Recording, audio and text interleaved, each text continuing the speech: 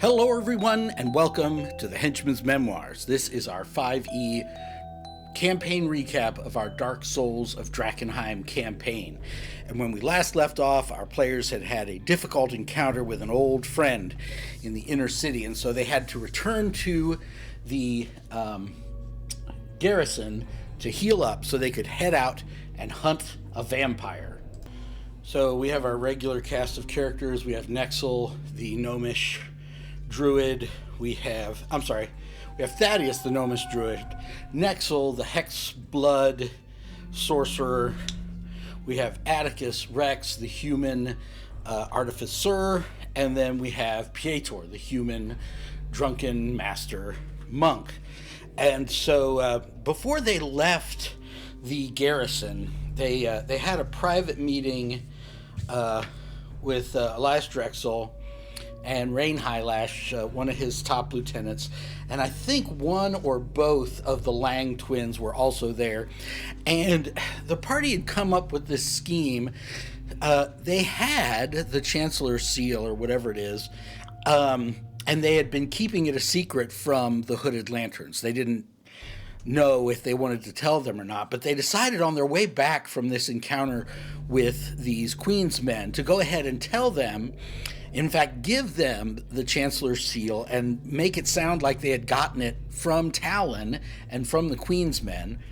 And they also decided to give them Queen Lenore's necklace because they found out nobody could give them even a part of what it was worth, and it actually carried some implications. They were going to have some explaining to do as far as where they came across it and how they got it. So they decided to give these things to Elias Drexel, and they even came up with a scheme. I don't know if your players do this, but they spent about 45 minutes coming up with different variations of this scheme, and then alternately rejecting them and trying a different one and rethinking and rethinking. But eventually they decided they knew that the Queen's men, that Lady Zorro had some spies among the Hooded Lanterns. And so they decided they wanted to let slip some information about the location of one of the seals of Drakkenheim. And then the Hooded Lanterns could be on the watch to see who tried to get that information out to the Queen's men. So they came up with an appropriate piece of hot intelligence that they thought they would want to communicate. And then they're all sitting around talking about this. And Elias Drexel is like, we're going to need someone who can who can kind of let this information slip, but make it seem believable, that they would just shoot off at the mouth and reveal delicate intelligence, without meaning to. Who's somebody who we could count on to seem that ignorant? And all eyes turned to Thaddeus, and Thaddeus was like, oh, well, I can take care of that, no problem. And so at dinner that night, he started talking crazy out of his head, just like casually. And then he covers his mouth with both hands and he's like, oh no, what did I say? Don't tell anybody, guys, So anyway, they left that in place, and they headed back to try to get to Elmira's den. But what happened, in order to get through the deep haze and through the sewers underneath the city, they have to make a random encounter check. And they rolled an encounter, and the encounter they rolled was with this entropic flame, which, as you can see, is supposed to be CR5. My party is all, I think, 6th level at this point, so they should have been all right. I set up a little sewer battle map kind of situation where a bunch of sewer pipes were coming together. I pulled out this Pathfinder pawn, which I felt like was pretty close to the entropic flame, and I just ran the encounter straight out of the book. Well, multi-attack, the entropic flame can make 3 hurl flame attacks, and before or after each attack, it can teleport up to 10 feet to a space it can see. It may teleport into a space occupied by another creature. And of course, it says in here, when it comes into your space, you automatically catch fire, no save, and you stay on fire until you waste an action putting yourself out. So my party was cursing my name. The players inevitably seem to blame me. Monty and Kelly wrote this. They made the table. They gave this thing these abilities. And I didn't even buy this campaign. One of the players bought this whole campaign from the Kickstarter for us to run. I don't understand how this is supposed to be my fault. It's objectively not my fault. Anyway, they eventually were able to get their panties out of a twist and man up and finish this thing off. And they had used more resources than they wanted, but they didn't feel like they needed to go back for a long rest. So they continued through the sewers. They made some survival checks, and they found the entrance to Elmira's lair. So the first room they come into is nothing too crazy. They come out of the swamps. They get into her lair. I had this idea to do this sort of 3 or 4 room dungeon that was all part of her lair, where she could take lair actions, and she was spying on the players, and she could make her voice. She could use ventriloquism to make her voice come from anywhere in her lair, right? So they come in here, and I decided to kind of do 3 different interactions with her, building up to the final fight. My idea was kind of like the Curse of Strahd thing, where the boss is more memorable if you interact with them a few times before the big fight. So I was just going to have her talking and flirting and threatening and everything else the party, just to kind of set things up for the encounter. They've already encountered her twice, and I thought this would really put her over as a major NPC. So this, in this room, she's basically just kind of flirting with them, and she's like, "Oh, I didn't expect to see you boys so soon. I guess a girl, you just can't stay away from a girl with my charms or whatever." And they're like, "Okay, well, we're actually here to kill you and take your essence." So that was old Atticus. Didn't really want to play along. So in this room, again, I'm really into this Matt Colville Flea Mortals book right now. So I wanted to use these light thieves from the tomb part of the campaign of his book. And basically what they do is they go into, they can actually sort of fly into a light source, and they're kind of incorporeal, immaterial while they're in there. They can't be attacked, and then they explode the light source out and they blind everybody, and then they have all these cool attacks once they've blinded you. So the party comes in here, and these things are lurking in the shadows. I had some pretty cool Pathfinder pawns for these guys, and I don't remember exactly how many I used, but the party gets in here, and these things start going into their lights and trying to attack them and blind them and fight them. The party had a pretty easy time with them. So everybody has, I should say, these two have dark vision. So old Pietor was carrying a lantern. He set it down when he realized that this thing had flown into his lantern. Somebody else lit a torch, and they're trying to fight these things and keep them from destroying their light sources. I think at one point he was just basically flailing around in the dark, hoping for the best. But somebody threw a torch. The last one got into somebody's torch. It might have been Atticus, and he just threw it down here, right? And Thaddeus turns into a giant frog, jumps down there, and just swallows up the torch, right? Just is willing to take the damage, swallows the torch, and puts it out. Well, it says in the monster description, if the light source is extinguished, they appear in the nearest unoccupied square of their choice. So it appeared here. It only had a couple hit points left, and the party finished it off. So then they heard kind of Elmira chuckle a little bit, so they were convinced she was invisible inside the room. They spent a little time looking around for her and firing a couple eldritch blasts just at the walls and at the ceiling, hoping to find her. But she wasn't there, and so eventually they gave up. There was a door here, but they decided to open this coffin and look inside. They thought maybe this is a one-room dungeon. Maybe this is her coffin, and this is the final encounter. So this was just like a poison spray trap. A couple of them got poisoned, and they were a bit chagrined, but they moved on to the next room. So room 2 is what I consider to be, at least for me, a classic undead encounter area, where you've got a room full of waist-deep water, and there are skeletons or zombies, or in this case, ghouls, that can stay under the water indefinitely and, can surprise you out of the water. You can't see them. So that's what I was going for with this room. But I was using the ghouls from Flea Mortals, which don't actually paralyze you. And I think it's actually a better design, because each of their attacks, like one takes 10 feet off your movement, and another attack makes you lose your reaction, another attack makes you basically slowed. So it doesn't take you out of the fun of playing your character just by failing a save. But it wasn't as good for my idea of the encounter design, because I wanted to be paralyzed and then they can be pulled underwater. So I kind of dropped the ball on that one a little bit. But they get out here. They make perception checks so they can spot the ghouls kind of spider climbing, kind of military crawling under the water towards them.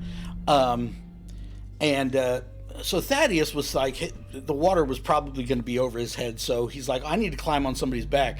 So of all people, he decided to climb on Nexel's back. Nexel has a 10 strength and is just a regular dude. And I thought he would have a hard time, casting spells or doing anything useful with a full-grown gnome carrying all of his equipment on his shoulders, right? So as the first round went off, he jumps down. He becomes a giant moray eel, which he had seen swimming in the river there that goes through Drakkenheim when they were on Styx Ferry. He turns into one of those things, and he's able to get around pretty fast and do pretty well. But everybody else, this is all difficult terrain because you're waist deep in water. So Nexel decided to ruin my encounter and my fun for the evening by just misty stepping all the way over here, because he's a sorcerer and I should have known he would pull something like that out. So after that, it became pretty simple for them to stay ahead of these things. A couple of attacks of opportunity were launched, but Thaddeus was really enjoying the stats for the giant moray eel, which is actually from the Necromancer Games 5th edition Foes book. I absolutely love that book.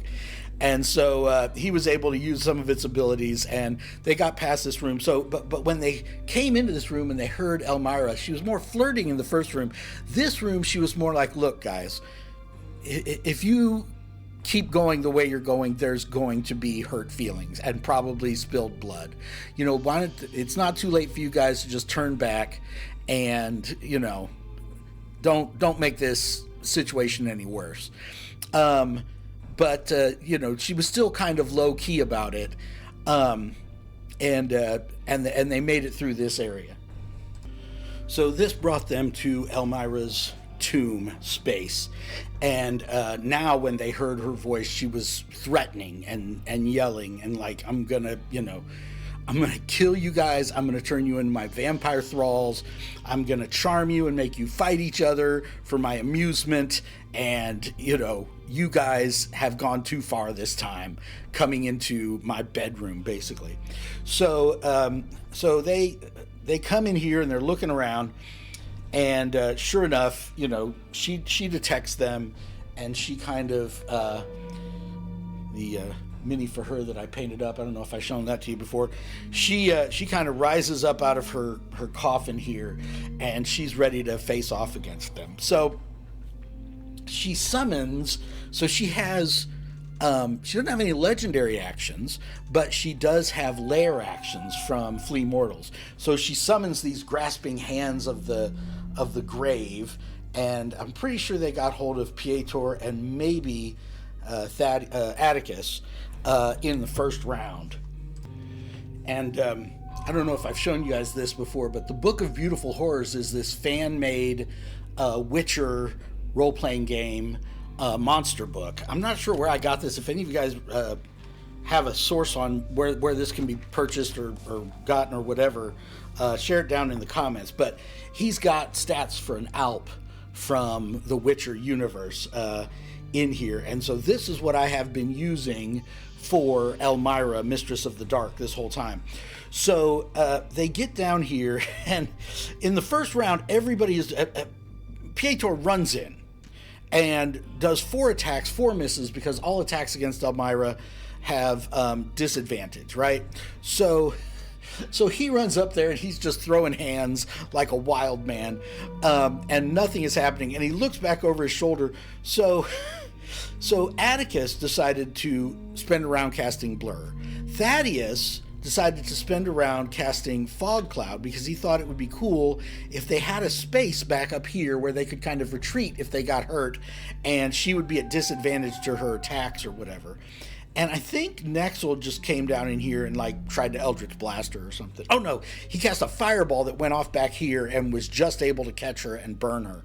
So she was super mad about that. She unleashes all of her attacks against Pietor, and she was tearing him up. And then at the top of the next round, one of the things about 5e that they need to fix in 1th edition is the Monk Stunning Strike. Or I guess it's on me. Matt Colville told me that I should give foes like this legendary resistance, something like that. But it's not in this stat block, and so I didn't make her the legendary Alp that's suggested here. So yeah, she got stunned by the old Stunning Strike from the monk. She failed her save, and then it was just a question of, can everybody get in here and do damage to her before the end of his next round, enough damage to put her down to 0. And they certainly did. Nexel cast another fireball back here, and she automatically fails dexterity saving throws when she's stunned because she's incapacitated. So he did a bunch of damage to her. I think he used his lightning lure whip thing. And I think even Thaddeus got into the game with a magic stone or something, and they put her on the ground. She turns into smoke, and Atticus makes the perception check to notice the wisp of smoke going across the room and up these steps. So they hurry up to the top of the steps and come down this hallway, and here's one more room. It's got another sarcophagus. It's got these braziers burning on each side of the sarcophagus.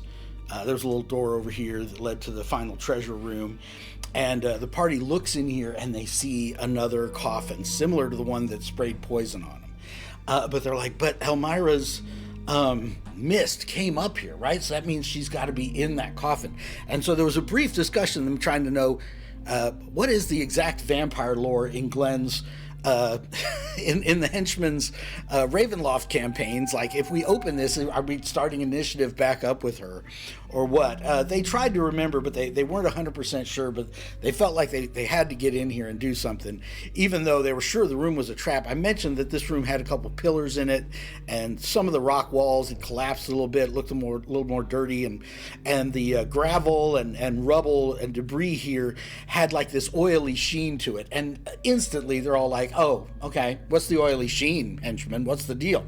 So they threw a torch in there, and far from lighting up, the oily sheen kind of congealed around the torch and threw it back at them, and then formed itself into an arcane amalgam, again from Flea Mortals. So this is kind of a black pudding that's all made out of discarded potions and alchemical reagents and so forth. And it basically has this wild surge that recharges on a 5 or 6, where it can blast out a random energy type and do 4d10 damage, which is, not bad. And then it has this spell reflection ability where if you hit it with a spell attack, it charges out that kind of energy, to a certain radius and so forth. So Nexel figured out pretty quick. He hit it with something in the surprise round, or in the start of the first round, and I think he hit it with some kind of force damage, and he sees this wave of force come off of it. And he's like, well, great, now what am I going to do? So they start taking pot shots at it. It comes up here and it does that wild surge thing, and they didn't like that one bit. It did quite a bit of damage. So the party's trying to damage it. Nexel basically moves back and is just throwing daggers at it at this point. Even though we have firearms in my campaign, and he could have a blunderbuss or a musket, he was just throwing ordinary daggers at this thing and missing, interestingly enough. And the party was dealing with this thing. Basically, it came down to, was my wild surge going to recharge on a 5 or 6, and I'd be able to actually, hurt these guys? Because otherwise, I was just hitting it with my bite, and the bite only does 2d6 once I'm below half hit points, which I was pretty quick after fighting these guys. So anyway, they take care of the arcane amalgam. It flops down and turns back into an oily sheen, and they come in here. And with a little bit of trepidation and preparation, they open Elmira's coffin, and there she's laying there, all, you know, beautiful and helpless looking. And they just, you know, chopped off her head and filled her mouth with holy wafers and drove a spruce stake or whatever it is, an elm stake down into her heart, you know, and they're like, goodbye, my love. And so Atticus was able to harvest her essence and get her essence of shadow, which they need to take to the Darklings to convince them to meet with their leader, Soren, who may know many secrets about the city. So that's where we left off. They searched that treasure room and found a little bit of treasure. If you're liking what we're doing, if you're liking what you're doing or what we're doing, please give us a like and subscribe. It really encourages us to keep making the program. And join us next time for the Henchman's Memoirs.